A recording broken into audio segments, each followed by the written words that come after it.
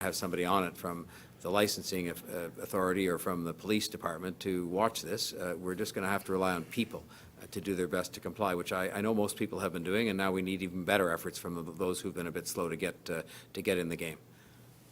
Okay, thank you. We'll go next to Dave Ryder from the Toronto Star. Dave, go ahead, please.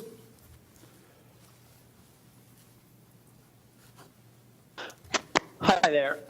Now that the cat is out of the bag, I'm hoping there'll be no caginess, and you can both say what is different in what was announced today versus what was in the letter. What is either more or less? How is it different than what you asked for?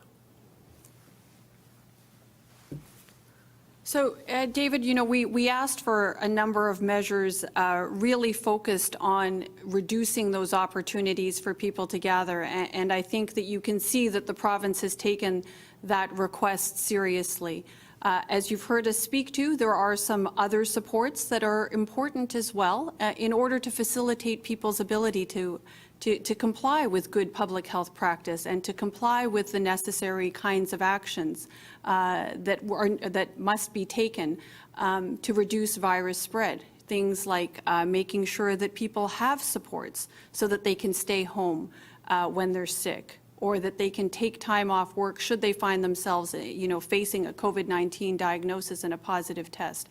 So I think there are still some areas that we're working on together, and we look forward to having some success, as you've just heard the Mayor say, on those aspects of our request and what we think is necessary in order to reduce COVID-19 transmission in our city. Okay, the follow-up is there's some things like banning large weddings that make perfect sense given the number of infections we've seen. There's others like banning outdoor patio use for restaurants and also haircutting, in which please tell me if there have been significant infections with either of those that would warrant a clampdown on them now.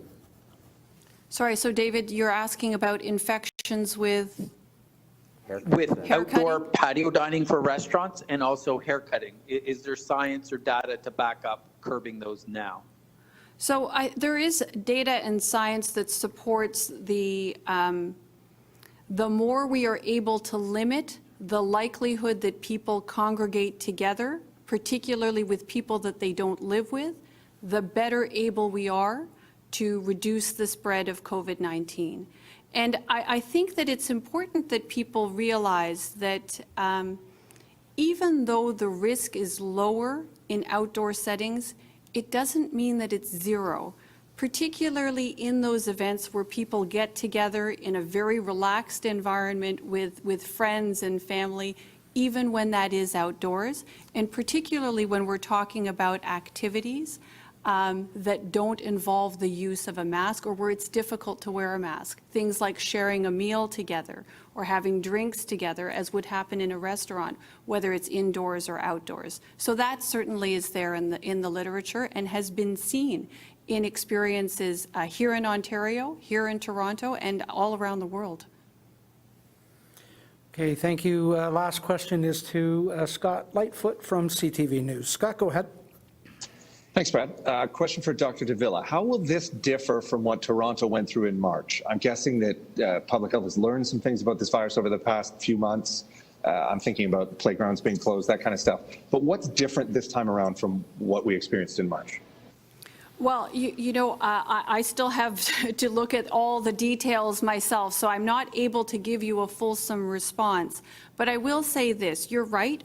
We have learned quite a bit since March, and I would say that we are still learning. This virus continues to evolve, and our learning continues to evolve in and around how best to limit its spread and to reduce its transmission. What we do know is that as much as possible, when people actually stay apart, right, from others with whom they do not live, so stay at home as much as possible, minimize contact to the greatest extent possible with people we don't live with, then we know we can actually be very successful in terms of reducing its spread and minimizing the impact of COVID-19 on our community. We also know that we need to get on it quickly, and the faster, the quicker we are able to reduce the spread, the sooner we can get back to, other activities, and the sooner we can get back to life a little more similar to what we knew prior to COVID-19 being part of our lives. We also know that we want to do our very, very best, and there are many things that we can do, quick action, that actually supports healthcare and the ongoing capacity of our healthcare system to provide important care. So I think these are the kinds of lessons that we're putting into place, that we're using this time around in order to reduce spread and to try to manage as safely as possible, despite the fact that we have COVID-19 in our community. Scott, if I could just add to that, it really just amplifies the point that Dr. Davila made. We spend a lot of time talking about what's different and what's different in the red plan and the green plan and the stage 2 and the stage 3. Maybe the important thing to focus on is what's the same. And what people were asked to do in the spring, which they did, I think then because they were afraid of the unknown, which is they stayed home. They stayed home. And we're asking people now to stay home.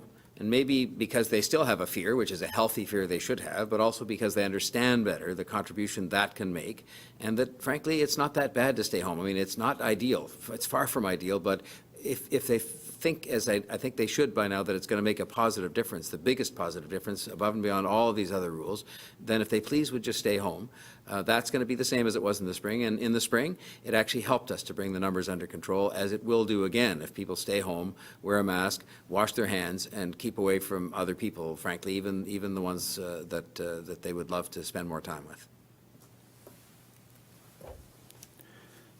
Follow-up, Scott? Thank you for that.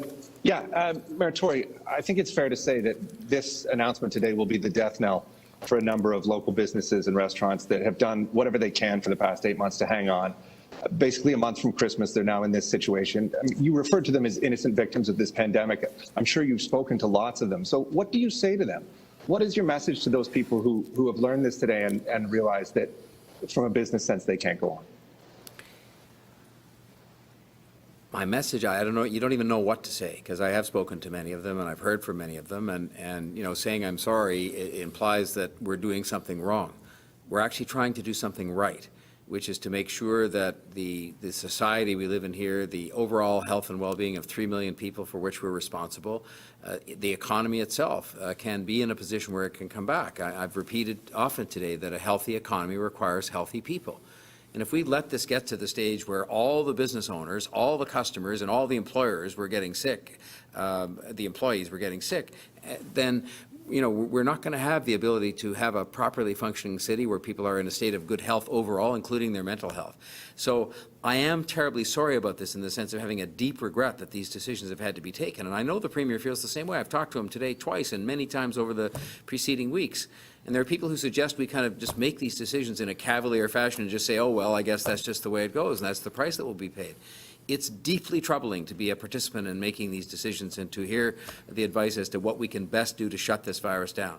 But it's still the right thing to do, and we will recover. This city will come back. The business community will come back. The city and the business people and all the other people are too good to keep down. But we've got to get the virus down on the ground first. And that's what this is, the best way that everybody seems to know as to how we're going to be able to move in that direction and get to the place where we need to be with the vaccine coming so that we can have much better days in 2021. Thank you, Mayor Tory. Thank you for joining us. That concludes today's briefing. Please stay well, everybody.